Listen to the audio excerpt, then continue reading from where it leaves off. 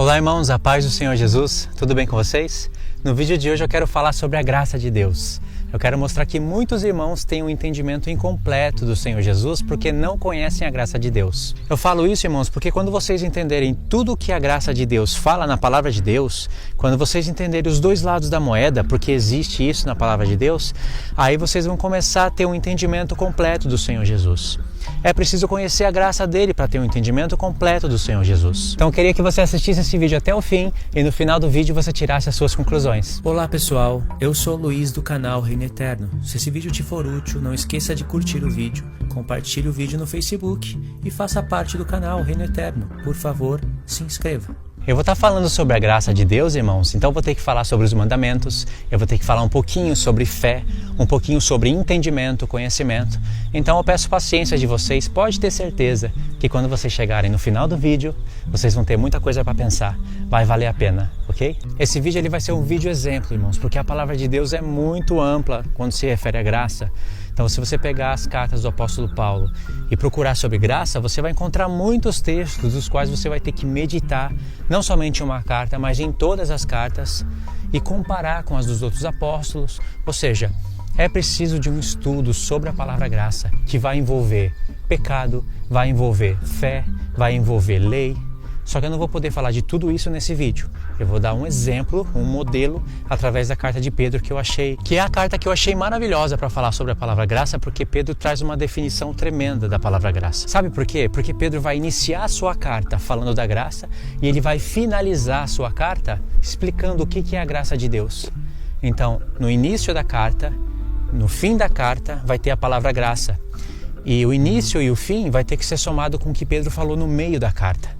São muitos assuntos. Eu vou estar falando aqui mais ou menos de cabeça, o que eu tenho na cabeça. Sabe, o que eu andei escutando, o que eu andei meditando. Eu já escuto a carta de Pedro há muito tempo, eu também leio alguns pontos da carta de Pedro. Eu não trouxe as minhas anotações, eu também não vou poder estar abrindo a palavra de Deus. Eu vou estar citando de cabeça, mas para despertar você aí na palavra de Deus e aí buscar tudo que eu estou falando. Então, como eu escuto essa carta já faz um tempo, eu leio os pontos dessa carta já tem um tempo, eu gosto muito da primeira e da segunda carta de Pedro, então alguma coisa ficou na minha cabeça, sabe, memorizada. Então eu vou estar falando de cabeça, eu não vou poder estar abrindo os textos, mas você abre os textos na sua casa e pode conferir. Se eu cometer alguns erros citando texto ou citando palavra que eu troquei, na hora da edição eu vou tentar consertar isso, ou vocês mesmos podem dar um toque para mim, porque eu não estou lendo tudo certinho, eu não estou lendo tudo como se estivesse em casa, com a Bíblia aberta, ok? Eu vou estar citando na mente. Então o que a gente entende da palavra graça? A gente entende o seguinte, que o Senhor Jesus veio, morreu por nós, morreu por todos os homens. Alguns já começam a perverter a palavra graça, já dizendo que Jesus não morreu por todos os homens, e morreu somente pelos eleitos. Esse tipo de pregação traz na mente dos irmãos um conhecimento incompleto de Cristo. Nessa carta que Pedro fala que a gente tem que ter o pleno conhecimento do Senhor Jesus. E o pleno conhecimento do Senhor Jesus está ligado a muitos pontos que não são revelados a essas pessoas que pervertem a graça de Deus. Muitos desses irmãos são irmãos na fé, são irmãos que acreditam estarem pregando a graça de Cristo corretamente, mas se você for na palavra de Deus e estudar como Cristo revela a sua graça, você vai ver que não condiz com a verdade. Mas o que muitos entendem é que Cristo morreu por nós, sendo nós ainda pecadores. Nós não fizemos obra nenhuma boa para que Jesus viesse a morrer por nós. Não fomos nós que fizemos alguma coisa de bom e Cristo veio e morreu por nós por isso. Isso é verdade. Esse é um lado da graça. O que eu quero dizer é o seguinte, que foi Deus, na sua misericórdia, que enviou o seu Filho para morrer por nós. Não foi porque Deus viu no homem alguma coisa, alguma obra boa que ele fizesse, para que Deus resolvesse então mandar o seu Filho para morrer por nós. Isso é graça de Deus. Só que a graça de Deus não acaba aí. Esse é apenas um lado da graça de Deus. O outro lado da graça de Deus envolve também o sacrifício de Cristo, mas vai envolver as nossas obras, vai envolver a nossa decisão. Então vocês vão aprender, irmãos, que os dois lados da graça trabalham juntos na vida do homem. Aí você pode dizer, Luiz, que dois lados da graça é esse? Nunca vi Paulo e nunca vi Pedro falarem de dois lados da graça. Vocês têm certeza disso, irmãos? Vocês nunca ouviram Pedro falar da multiforme graça de Deus? Vocês nunca viram Paulo falar das variedades da graça de Deus manifesta em nossas vidas? Para o homem ser salvo, irmãos, ele precisa do sacrifício de Cristo e ninguém nunca, jamais vai poder mudar isso. O homem só é salvo através do sacrifício de Cristo, mas o sacrifício de Cristo gera entendimento no homem.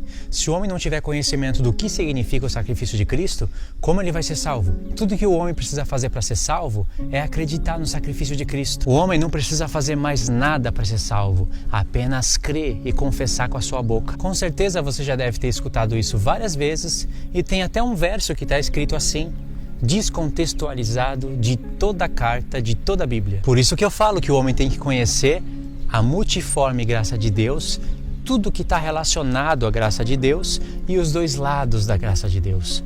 Os dois lados que eu quero dizer é o seguinte: primeiramente, Jesus veio até você não foi porque ele viu uma obra boa em você, não foi porque ele viu que você faz algo bom, não foi porque ele viu alguma virtude em você, então ele resolveu trazer o Evangelho até você. Todos nós éramos pecadores, uns mais, outros menos. Outra coisa que você deve ter escutado de errado, e você sempre vai escutar isso, é que para Deus não existe pecadinho e pecadão. Tudo é pecado. Isso é uma mentira, irmãos. Como para Deus não existe pecadinho e pecadão? Isso está testemunhado até na Antiga Aliança. Existia vários tipos de sacrifícios para vários tipos de pecado. Se fosse tudo igual, bastaria apenas um sacrifício, um modelo de sacrifício. Mas não é assim. Existe o pecado em geral. O pecado é a transgressão da lei. Isso está em todos os homens. Mas existe variedades de pecado. Se você disser para mim que uma pessoa que rouba e uma pessoa que mata comete os mesmos pecados, eu vou dizer que você não tem conhecimento da palavra de Deus. Uma pessoa que cobiça e uma pessoa que adultera, isso são os mesmos pecados? Não tem pecadinho e pecadão aí? Não estou dizendo que não é pecado. É pecado, mas é tudo igual. Se eu cobiçar, a cobiça é na mente que acontece a cobiça. E se eu derramar o sangue de alguém, é a mesma coisa? É claro que não é a mesma coisa, nem o processo de arrependimento é a mesma coisa. Você pode cobiçar hoje, se sentir mal depois, e amanhã estar de pé de novo, facilmente, pedir perdão para Deus e seguir a sua vida. Você não fez nada para ninguém, a não ser que você tenha cobiçado a mulher do próximo, mas ele não sabe até então. A não ser que você tenha cobiçado a casa dele, ele não sabe até então. Você também não gostaria que fizesse isso com você, que cobiçassem a sua mulher, a sua casa. Mas agora, e se você derrama o sangue dele? Como é que você vai trazer a vida dele de volta? Como é que você vai tentar recuperar isso? Se você roubar, você pode confessar esse pecado para Deus, para a pessoa, devolver o que foi roubado e até restituir a mais. Mas se você derramar o sangue dela, como é que você vai restituir a vida dela? E as consequências que você vai deixar na família?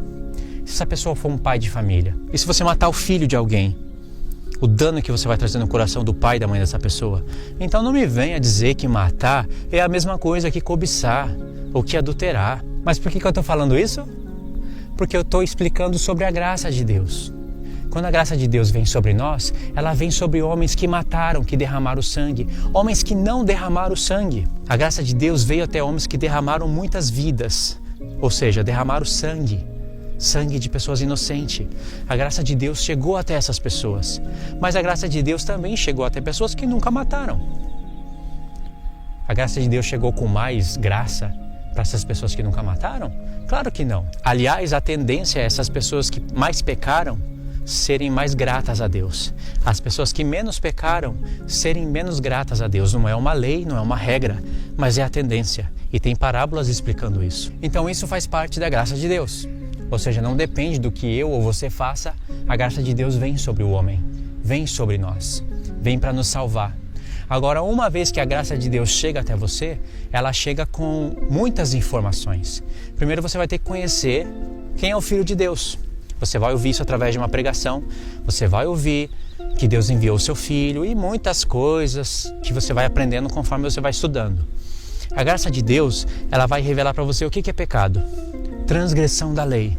Ela vai revelar para você que isso é pecado e que você não pode andar mais nessas obras. Mas e aí? Isso quer dizer que você nunca mais vai pecar? Claro que não. mas quer dizer que agora você vai ter que lutar contra o pecado, esses pecados que é a transgressão da lei. Deus sabe que você vai cair algumas vezes ou muitas vezes. Deus sabe que você vai lutar contra isso e que você vai precisar de um advogado. Você vai precisar de alguém que interceda por você. Por isso que existem as festas de Deus, testemunhando todas essas coisas. Por isso que Cristo, Ele vai estar à destra de Deus, intercedendo por você. Não para que você viva sempre pecando e fale, agora eu tenho a graça de Deus. Mas para que você lute contra o pecado e no processo da luta, seja manifesto o seu coração para Deus, que agora você está lutando contra algo que gerou a morte no Filho de Deus. E se você errar, se você cair, você pode confessar os seus pecados e por causa do sacrifício de Cristo, Ele vai te perdoar. Mas Ele vai ter que te contemplar lutando contra essas coisas. E aí então pensa, irmãos, a graça de Deus ela veio até você. Você não tinha entendimento nenhum do que é pecado. Você não tinha conhecimento de quem era o Filho de Deus. A graça de Deus veio e passou a te revelar todas essas coisas através da igreja, através de várias fontes, através de várias pessoas que Deus usa. Então, essa é uma parte da graça de Deus. Você viu que você não fez nada, que você era mau, e a graça de Deus veio para você, assim como vem para o assassino, assim como vem para um ladrão. Só que a graça de Deus vem e vai dizer para o ladrão, você tem que parar de roubar. Vai dizer para o adúltero, você tem que parar de adulterar. Vai dizer para o assassino, agora você não pode mais matar. É engraçado que quando você medita sobre a graça de Deus, você passa a ter conhecimento de todas essas coisas. Pensa numa pessoa que vive na cobiça. A vida dela é cobiçar. Agora pega esse mandamento que diz não cobiçarás e compara com o mandamento que diz não matarás. A graça de Deus vai vir para um assassino e vai dizer não matarás. Ele vai ter o conhecimento disso. Agora eu pergunto, ele vai poder ficar matando sempre até entender que ele não pode mais matar? Cristo vai falar, não, eu sou o sumo sacerdote. Ele, depois que me conheceu, matou mais 10 vidas. Mas um dia ele vai entender. Ele pode fazer assim? Ele não pode. Deus não vai suportar isso. Porque está tirando a vida. Agora, a cobiça, Deus vai suportar isso. Mesmo sendo pecado. E o roubo? Muitas pessoas conhecem a Cristo, sabem que não pode roubar e continuam roubando. Tem as caídas, entendeu? Não é que a pessoa abandonou a Deus, abandonou a fé. Foi tentada e roubou. Cristo vai suportar isso. Se ele vê o coração da pessoa que ela quer mudar. Diferente da pessoa ficar matando, entendeu? Agora, olha o adultério. Uma pessoa adulterou, confessou, sei lá, houve todo um processo, talvez a outra pessoa perdoou, talvez não, talvez ela se casou de novo. São várias histórias que podem acontecer. Ela pode continuar adulterando? Deus vai suportar isso? Adulterou 1, 2, 3 vezes. Deus vai suportar isso? É totalmente diferente do que uma pessoa que cobiça, uma pessoa que rouba, honrar pai e mãe. Quantas vezes a gente deixa de honrar pai e mãe? Deus suporta isso. Não é que Ele aceita, Ele suporta, porque nós vamos confessando. Mas você não pode ficar confessando o adultério várias vezes, porque você está adulterando, você está se unindo com uma outra pessoa em uma só carne. Você está tendo relações sexuais. É totalmente diferente do que você roubar várias vezes, do que você não honrar pai e mãe várias vezes, do que você dar um falso testemunho. Você pode dar um falso testemunho várias vezes. Em questão de uma semana, você pode fazer isso 7 vezes. Dá um falso testemunho por dia. E falar, Senhor, pequei, me perdoa. No outro dia, você dá o falso testemunho de novo. Aí no outro dia você dá o falso testemunho de novo. E fala, Senhor, me perdoa, eu pequei. Terceira vez, Deus já sabe que você não se arrependeu. Mas Ele vai suportar isso. Agora vê se você pode chegar, matar uma pessoa na segunda-feira e falar, Senhor, matei uma pessoa, me perdoa. Aí na terça-feira você mata outra pessoa. Aí na quarta-feira você mata outra pessoa. Na quinta-feira você mata outra pessoa. É igual? Ou seja, tem pessoas que falam que os mandamentos de Deus são todos iguais, incluindo o sábado. Se você não guarda o sábado, para Deus é como se você estivesse tirando vidas. Tem ignorantes que falam isso. E outros ignorantes que acreditam nisso. Se você fala isso e acredita isso, eu tenho que dizer para você, com todo respeito, que você é ignorante. Eu não posso esconder isso. Não estou dizendo que não é para você parar de guardar o sábado. Não estou dizendo que se nós morássemos perto um do outro, eu não iria te amar por causa disso? Mas isso é ignorância. Eu tenho que repreender você segundo a Escritura. Eu falo isso, irmãos, porque já falaram isso para mim. Já chegaram para mim e falaram: Luiz, se você não consegue guardar o sábado, sai do Japão. Porque você fala que não consegue guardar o sábado porque está no Japão. Sai do Japão, vem para o Brasil, vem guardar o sábado. Eu falei: meu Deus. Sabe, doeu lá no fundo da alma. Porque tamanha a ignorância de uma pessoa assim. Então deu para entender, irmãos, as diferenças? Deu para entender como a graça de Deus se manifesta de dois lados? Primeiro, você não tem conhecimento, você não fez nada. Não dependeu do que você pensou, deixou de fazer ou fez. A graça chegou para um assassino como chegou para uma pessoa que nunca matou ninguém. Mas depois que ela chegou, tudo muda na vida da pessoa. Agora você vai precisar se encher de conhecimento para chegar no pleno conhecimento de Cristo e para conhecer que agora a graça de Deus continua na sua vida. Mas agora vai depender das suas obras. A graça de Cristo veio até você. Você sabe. Você era uma pessoa terrível. Talvez você não tenha matado, adulterado, mas você era pecador, assim como o adúltero e o outro que fez qualquer outro tipo de coisa. Depois que a graça de Deus veio até você, você pode continuar nesses pecados? A graça de Deus está intimamente ligada com os 10 mandamentos. Você pode continuar adulterando, roubando, cobiçando, embora eu já expliquei as diferenças. Você pode continuar assim? Você não pode, senão você não vai ser salvo. Isso implica que você vai ter que lutar contra a carne. O que tem a ver lutar contra a carne com graça de Deus? O que tem a ver lutar contra a carne com lei? Parece que não tem nada a ver, né? Eu falando dessa maneira, mas tem tudo a ver.